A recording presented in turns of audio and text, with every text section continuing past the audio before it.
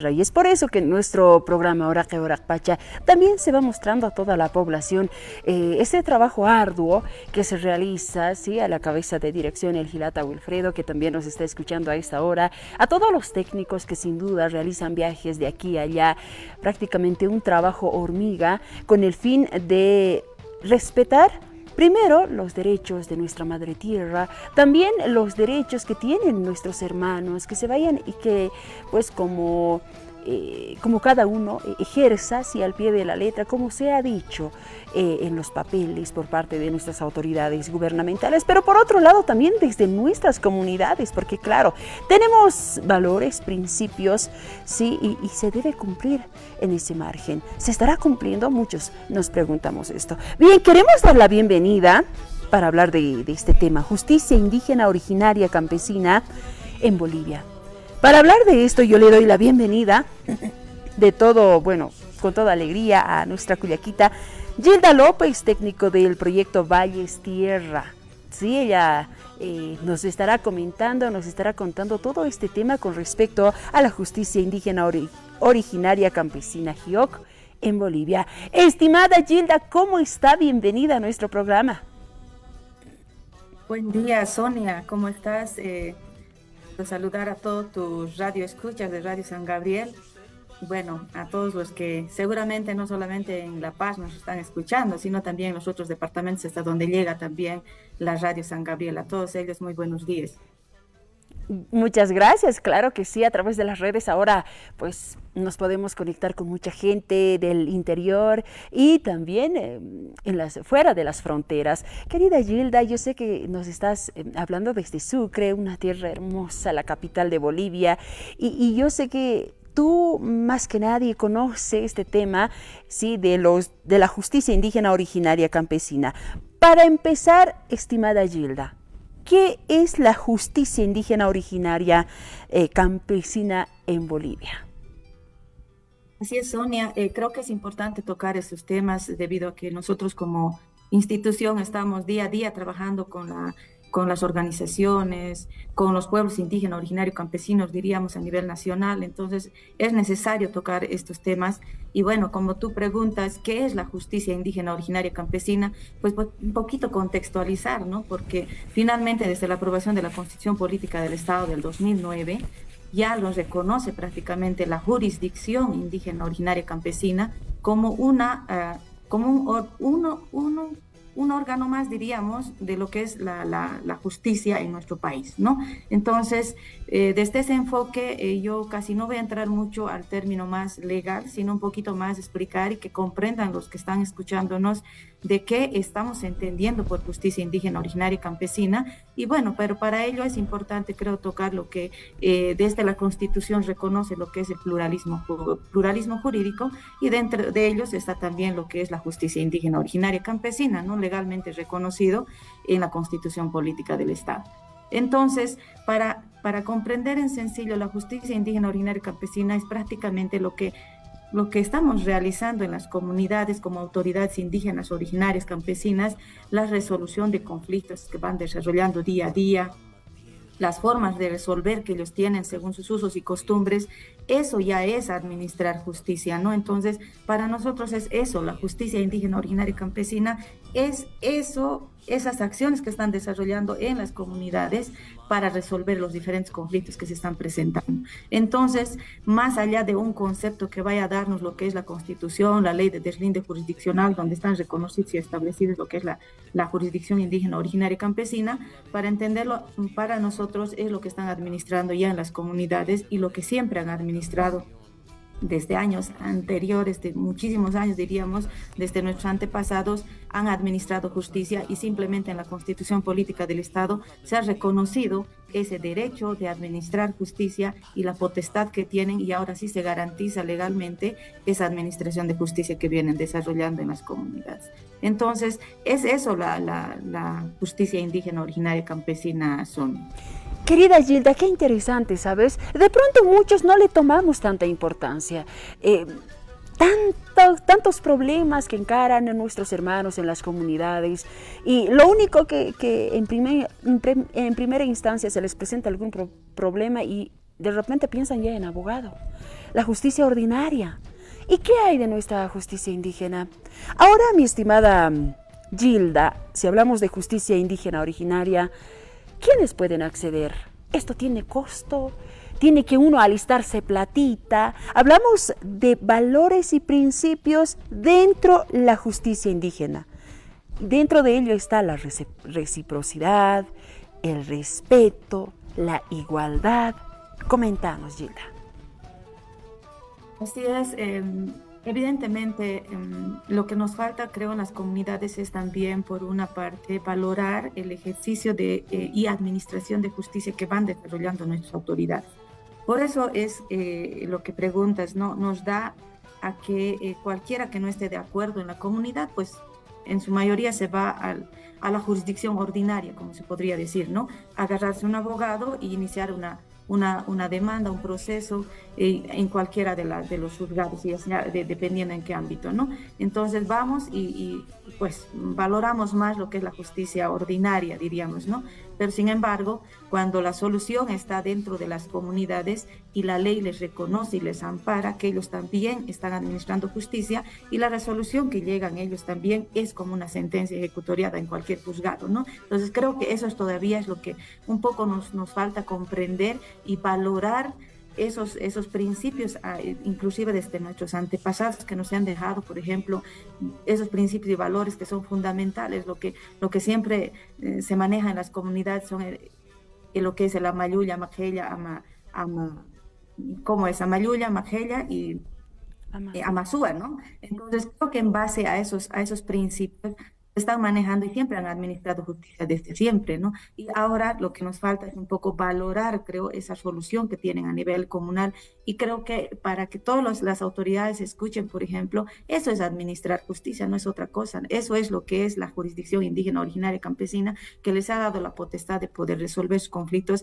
dentro de sus competencias a nivel de sus comunidades, de sus organizaciones, de sus pueblos indígenas. Por eso es que justamente la Constitución Política del Estado, a partir del artículo 190, nos habla justamente eso, lo que reconoce, y además te señala los ámbitos de vigencia de esta jurisdicción, que son el ámbito material, personal y territorial, y que se podría ampliar muchísimo sobre ese tema, pero que son la base para poder administrar la justicia indígena originaria y campesina dentro de nuestras comunidades. Interesante, Gilda. Ahora, yo tengo algunas preguntas, al igual que mucha gente nos está viendo. Seguramente tienen también, claro, con toda libertad pueden escribir a las redes sociales. Nuestras autoridades, principalmente los secretarios de justicia, quienes ejercen en su mayoría y deberían estar revisando de manera constante la justicia indígena, las normativas, los valores y principios que tenemos desde nuestras comunidades, nuestros pueblos indígenas. Ahora, actualmente, estimada Gilda, ¿usted cómo evalúa? ¿Tendrán la capacidad nuestras autoridades? ¿O es que también, lamentablemente, sí, porque se ha visto efectivamente que ha ingresado a la justicia indígena la burocracia? Hablamos también de la burocracia, sí. ¿Y esto cree que está bien? ¿Cómo usted evalúa? De pronto, en los lugares que ha ido trabajando, sí hay pueblos que están haciendo respetar la justicia indígena. Sí, así es.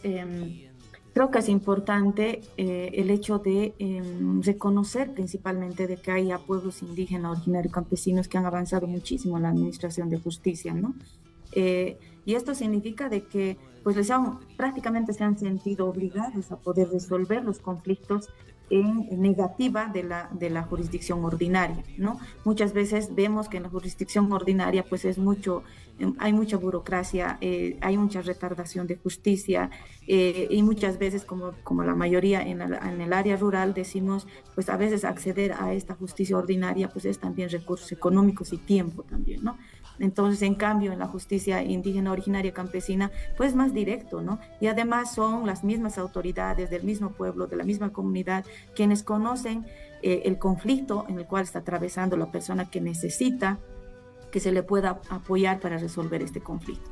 Entonces, desde ese enfoque, si podemos verlo, pues es una de las opciones, las alternativas más adecuadas para las comunidades, por ejemplo, es recurrir a la justicia indígena originaria y campesina, todavía tomando más en cuenta el hecho de que tiene una igualdad jerárquica, ¿no? Es decir, para que el, vayamos al juzgado ordinario y resolvemos el conflicto en juzgado ordinario, pues requerimos de un abogado, requerimos de recursos económicos y también de tiempo, ¿no es cierto? Y además no hay el juez en nuestra comunidad, ¿no? Entonces tenemos que recurrir a esas instancias que también según los plazos procesales demoran, ¿no es cierto? Entonces, y una solución que nos brinda, por ejemplo, en la jurisdicción ordinaria, pues siempre va a ser negativa para el uno y positiva para el otro. Es decir, siempre existe un ganador y un perdedor en un proceso, ¿no es cierto?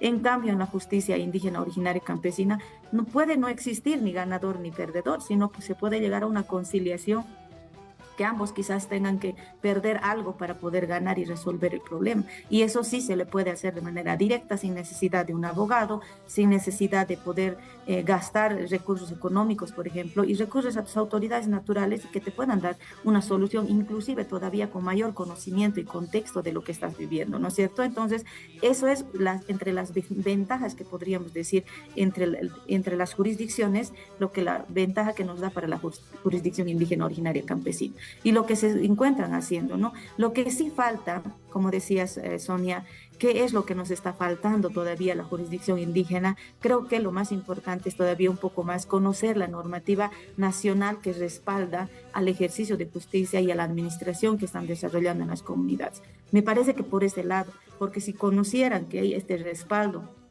desde la Constitución Política del Estado, la Ley de Dependencia Jurisdiccional y un amplio, prácticamente es amplio ya la jurisdicción, la jurisprudencia constitucional que ha avanzado en el tema, que respalda prácticamente a todo los tipos de soluciones que están dando las comunidades respecto a los conflictos que están resolviendo. Creo que realmente empezarían a pensar y decir, creo que la mejor forma de administrar justicia está en nuestras mismas comunidades y eso es lo que nos falta tal vez todavía conocer y un poco apropiar, pese a que lo que han hecho siempre, pero un poco se ha ordinarizado de un tiempo para acá, es decir, que más priorizamos a los abogados, a los juzgados ordinarios, que a la misma justicia que administran dentro de las comunidades, ¿no? Entonces, creo que eso es lo que nos está faltando. Pero también el otro aspecto negativo también que todavía tenemos en las comunidades, en las organizaciones, en la administración de justicia, es el hecho también de que, como decía Sonia, hay cargos como el secretario de justicia o de conflictos que tienen en las comunidades